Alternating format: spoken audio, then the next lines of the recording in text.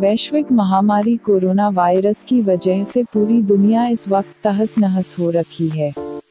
चीन के वुहान से शुरू हुआ ये वायरस अब करीब 170 सेकंड ज्यादा देशों को अपने कब्जे में ले चुका है। वहीं लाखों लोग इस वायरस के संक्रमण की चपेट में आए हुए हैं।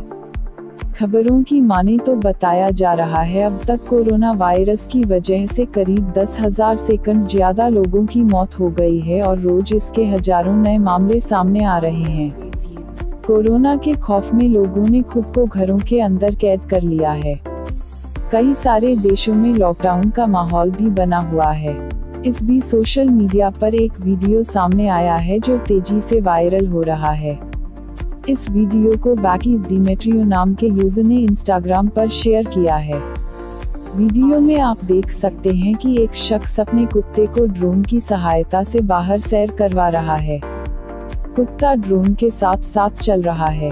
इस छोटे पप्पी की रस्सी ड्रोन के साथ बंधी हुई है।